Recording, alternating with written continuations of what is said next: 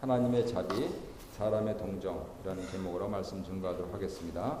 지금 보시는 화면은 아마 이번 주까지 다음 주에도 계속될 것 같은데요. 전통적인 국제 분쟁 지역이죠. 팔레스틴 지역에서 어떻게 힘의 불균형이 이루어졌는가 하는 부분들을 나타내고 있는 부분입니다. 1946년도에 이스라엘이 독립을 이루고 나서 사람들이 살고 있는 땅에 나라를 차리니까 지금 같은 상황이 발생했습니다. 까만 거는 팔레스틴, 하얀 거는 이스라엘 나라 땅인데 불과 1년이 못 되어서 우측으로 가시면서 그렇게 넓어지더니 세 번째 중동 전쟁으로 알려진 전쟁을 겪으면서 한 가지 이스라엘 사람들은 변명할 것이 먼저 공격하지는 않았습니다. 더구나 욤키파 전쟁 같은 경우는 욤키파 대속죄일이니까 남자들이 모두 다 금식하고 있었을 때거든요. 그러니까 병력 총동원령이 내리기 힘들 것을 미리 예상하고 아랍동맹이 쳐들어왔는데 거기서도 졌습니다. 물론 그 이면에 미국의 절대적인 도움이 있었지요. 그래서 지금 현재 논의되고 있는 것은 세 번째 보시는 이 1967년 이때 땅 정도로 회귀할 수 없겠느냐. 제일 왼쪽에 있는 거는 아예 차지하고 두 번째 것도 아예 차치하고 세 번째 것만이라도 라고 하는 형세로 이루어져 있습니다. 2010년 현재는 이렇게 팔레스타인 땅이 축소되었고 지금 그쪽에 맹폭을 가하고 있습니다. 나라를 이뤘기 때문에 이스라엘 사람들이 하는 군사 행동은 작전입니다. 그래서 밀리터리 오퍼레이션으로 그렇게 명령이 됩니다. 반면에 거의 공을 3개 더 치는데요. 1000배 가까이 팔레스타인들이 죽어갈 때 그것을 야기한 그런 것은 테러라고 규정이 됩니다. 나라를 얻었는데 팔레스타인 국이 됐는데 여전히 테러입니다. 이 점에 대해서는 우리 역사에서도 할 말이 많습니다. 안중근 의사는 고문을 받으면서 나는 대한독립군 육군 중장이다. 이렇게 관등 성명을 밝혔습니다. 그런데 일제는 테러리스트 한 명을 처형해 버렸습니다. 그런 비슷한 형국이죠. 그래서 우리가 이 여름에 욥기라고 하는 이 성경을 읽으면서 과연 왜 2014년도에 여름에 이 성경을 하나님께서 읽게 하셨을까 하는 점들을 오늘 잠깐 말씀드릴 맥락에서 생각해 보셨으면 좋겠습니다. 하나님 뜻은 사람들이 정의할 수가 없습니다. 물론 힘을 갖고 있는 사람들은 그것을 정의하려고 하지만 그러나 정의는 그 정의가 틀렸음을 역사적으로 많이 증명하고 있습니다. 사람은 이렇듯 하나님의 뜻이 뭔가 하는 부분들은 쉽게 정의 내릴 수 없는 그러한 존재임에도 많은 잘못된 정의들을 이 땅에서 내리고 그렇게 되면은 큰일이 납니다. 그렇게 해서 정의된 잘못된 사상을 실천하게 되면은 사람을 죽이게 됩니다. 이때 총을 쥐고 있지 않으면 그리고 올바른 일이 아니고 말을 하면 총 맞을 각오를 해야 합니다. 그것이 세상에서 말하는 정의입니다. 욥기 3장에서 10장까지 사람들의 입장이 무엇인가 하는 점들을 요약해서 말씀을 드리면서 그로부터 수천 년이 흘러서 이 말씀을 받는 우리들은 어떠한 생각을 품어야 할까에 대해서 잠시 도전하는 시간을 갖도록 하겠습니다. 첫 번째, 세 친구의 입장입니다.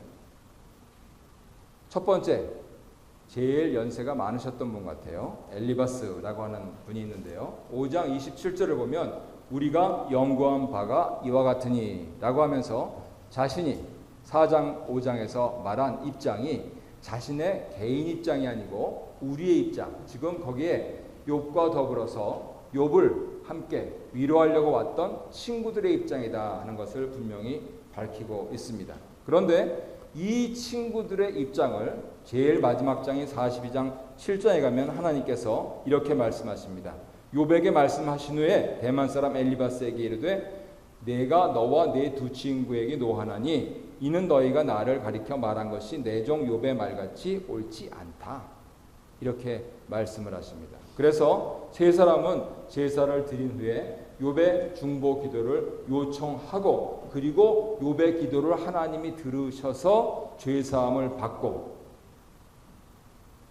편한 마음으로 자기의 집으로 떠났다 하는 것을 읽을 수가 있습니다. 그들은 무슨 입장을 가졌을까요? 두 가지로 정리할 수가 있는데요. 요즘 학자들은 이렇게 용어를 새로 만들었습니다. 행위 화복 사상이다. 행한 대로 화와 복을 받는다라는 뜻입니다. 그 행위 화복 사상에 따라서 욥이 죄를 지어서 고난과 고통을 받으니까 속히 회개하고 회복하라고 그렇게 얘기를 했습니다. 더구나 욥의 마음을 저리게 하고 욥의 마음을 다시 찢어놓은 것은 그 회복하라고 하는 것 가운데 자녀의 회복을 말하고 있는 것입니다. 저 앞에 4장 7절을 보시면은요, 엘리바스가 이렇게 얘기합니다. 생각하여 보라. 죄 없이 망한 자가 누구냐? 정직한 자의 끊어짐이 어디 있느냐? 바로 행한 대로 받은 것 아니냐? 이렇게 얘기를 하는 것이죠. 그리고 이어서 5장 25절에서 이렇게 얘기합니다. 내 자손이 많아지며 내 후손이 땅의 풀과 같이 될 줄을 내가 알 것이라. 지금 몽땅 없어졌다 그겁니다. 그러니 그 자손까지도 하나님께서 회복시키실 것이다 라고 회복을 얘기하는 그 말이 그의 마음을 저리게 하고 있는 겁니다. 또 다른 사람은 이렇게 얘기했습니다. 인과응보사상, 대동소이한데요. 심은 대로 거둔다 라고 하는 그러한 사상이죠. 우리 불교를 믿었던 우리 전통의 조상들께서 아주 잘 이해했던 그러한 사상입니다. 그거에 따라서 잘못된 추론으로 욥의 자녀가 멸망했으니까 지금이라도 회개하라고 얘기합니다. 사람 마음을 두 번 찢어놓습니다. 8장 4절에 이렇게 되어 있습니다. 내 자녀들이 주께 죄를 지었으므로 주께서 그들을 그 죄에 버려두셨나니. 문제는 욥기 어느 곳에서도 지금 이 사람들이 얘기하는 것을 말하고 있지 않다는 것입니다. 죄를 지으면 벌을 받는다. 그죠? 우리 누구나 다 동의하고 싶은 내용이잖아요. 현실은 다르더라도. 위대한 분이 아니시면은 저치졸한 정치인들, 경제인들, 심지어는 문화인들까지 죄를 짓더라도 벌은 안 받는 것 같은 세상이잖아요. 그래서 이 땅에 정의가 어디 있느냐라고 약한 사람들이 그렇게 울부짖는 세상이잖아요. 그럼에도 죄 지으면 벌 받는다라고 하는 것을 믿고 사는 그러한 세상이잖아요. 누구나 동의하는 내용입니다. 문제는 그것을 가지고 벌 받았으니까 죄 지은 거다 이렇게 얘기하는 데 있습니다. 성경이 말씀하시고 있지 않은 그 내용을 가지고 네 자녀들이 죄를 지었으니 이렇게 그들도 벌을 받았고 너도 벌을 받지 않고 있느냐라고 하는 것은 말도 안 되는 소리입니다. 그리고 나서 위로한다고 한 저 유명한 시작은 미약하였으나 나중은 심히 창대하리라. 네 꼴을 봐라. 네가 잿더미에 앉아가지고 기와장으로 네 살을 긁어서 피가 나고 거기에 구더기가 앉고 다시 딱지가 지고 그래도 가려서 또 그것을 긁고 또 피가 나고 지 몸 하나 간수 못하는 그러한 상황에 있을지라도 처음은 미약할지라도 네 나중은 심히 창대하리라. 네 자녀들이 많아지겠고 네 소유가 많아지겠고. 전혀 위로의 말이 아닙니다. 우리는 물론 그것만 딱 띄어서 거실에 선물로 받은 액자를 걸어두고 있기는 합니다만, 그래서 세상 사람이라도 용인하지 않는 비상식적인 얘기는 교회에서는 더더욱 하면 안 됩니다. 죄 지었으니까 벌 받는다 라고 했을 때 세상 사람들, 저 이교도 철학자도 그것이 사실일진데, 항상 사실인 것은 벌 받지 않았으면 죄 짓지 않은 것이다, 이것만 참이다라고 우리 교회에서 그렇게 누누이 말씀드리지 않았습니까? 지금 빌닷이 얘기하고 있는 이 내용, 이 인과응보 사상에 따라서 추론해서 자기가 결론을 짓고 있는 것은 맞을 수도 있지만 틀렸고, 더구나 욥에서는 틀렸고, 그 틀렸다는 것을 앞서 말씀드린 대로 하나님께서 니네들이 틀려서 속죄를 해야 된다라고 말씀을 하시고 있는 것이죠. 그래서 새 친구들의 입장은 옳은 말이라도 똑바로 해야 된다. 한번 따라 하실까요? 옳은 말이라도 똑바로 하자. 듣는 사람 생각해야 되고요, 그 말하고 있는 상황 생각해야 됩니다. 우리 애들 밥 먹고 있는데 애들 성적 얘기하지 마십시오. 나쁜 성적 받으면 누가 제일 마음이 아픕니까? 그 성적 받은 당사자거든요. 근데 얘야, 내가 왜 여기까지 와서 이 고생을 하는지 아니 하면서 밥 먹고 있는 애한테 얘기하면 어쩌라는 겁니까? 먹으라는 겁니까? 먹지 말라는 겁니까? 가서 선생님께 탄원해가지고 5점이라도 올려오라는 겁니까? 그래서 듣는 사람 따라서, 말하는 상황 따라서 하라 하는 것이죠. 아마 욥기를 읽으면서 우리가 저 4장부터 끄떡끄떡해서 참 어르신 말씀드리다 라고 하는 부분들 윗줄 거가면서 하이라이트 할 부분들이 많을 것입니다. 하지만 그 금과 옥조 같은 교훈이라 할지라도 반드시 상황 고려하고 듣는 사람 생각해라 하는 것이 욥기의 가장 기본적인 교훈이 되겠습니다.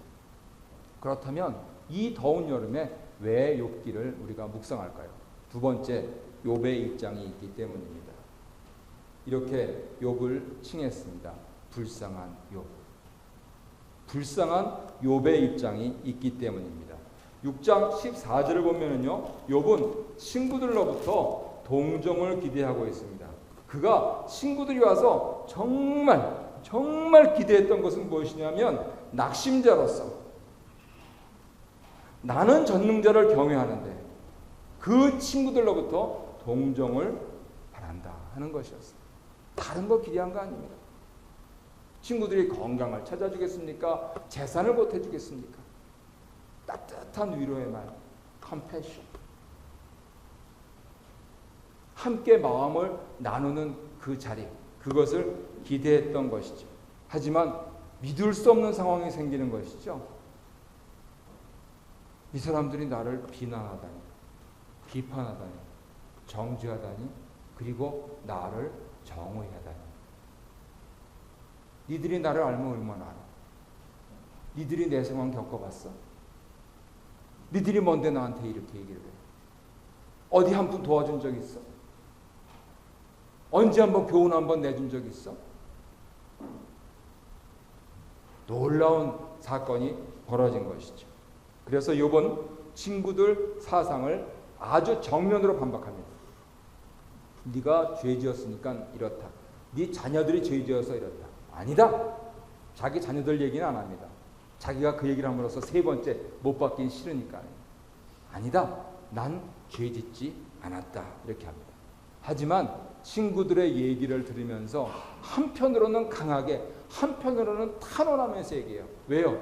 내가 지금 이 기왓장으로 내 살을 긁고 있을 만큼 나는 고난을 받고 있다 라고 하는 점은 너나 내나 하늘과 땅이나 다 수긍하고 있기 때문입니다.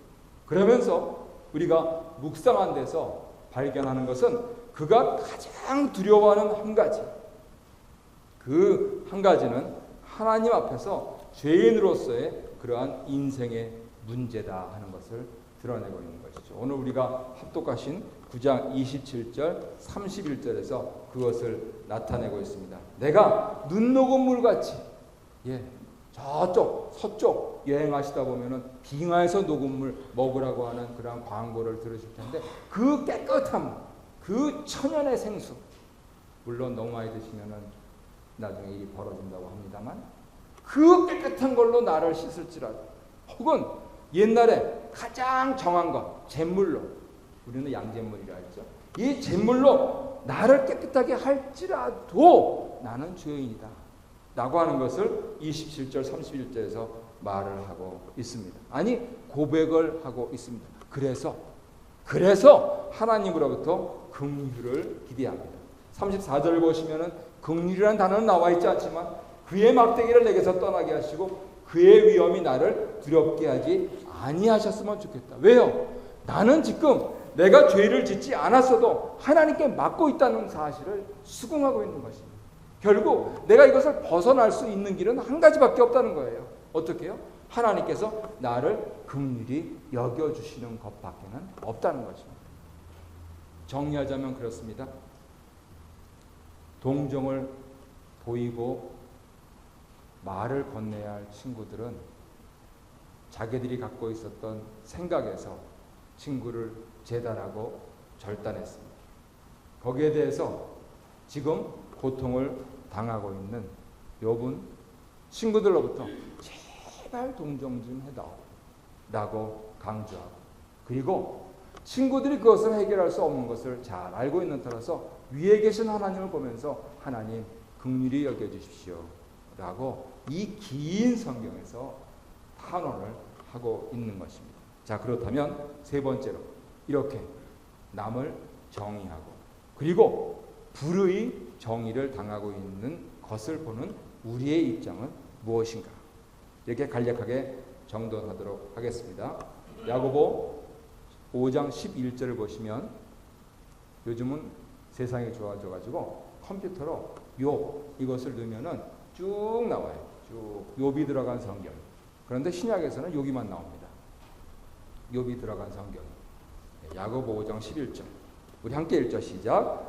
보라, 인내하는 자를 우리가 복되다 하나니 너희가 욥의 인내를 들었고 주께서 주신 결말을 보았거니와 주는 가장 자비하시고 긍휼히 여기시는 이시니라. 아멘.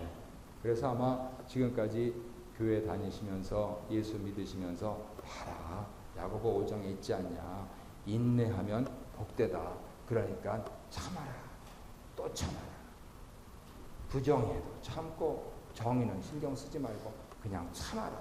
참으면 복되다. 어떤 결말이냐? 하나님의 자비가 너에게 임한다.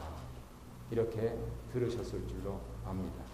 그런데 이 시간에는 그거보다 하나 더 파고 들어갔으면 좋겠습니다. 왜 인내하느냐? 왜 인내? 왜 참아야 되냐고. 그 인내의 이유가 뭐냐고. 바로 고난을 받기 때문이다. 어설픈 말로 여러분에게 고난을 참으라 이렇게 말씀드리고 싶지가 않습니다. 하지만 목사로서 여러분에게 누가 고난을 받으셨는가 하는 것은 이 자리가 주일날 설교 자리니까 꼭 말씀을 드려야 되겠습니다. 우리 다 함께 이사야 53장 한번 찾아보시죠.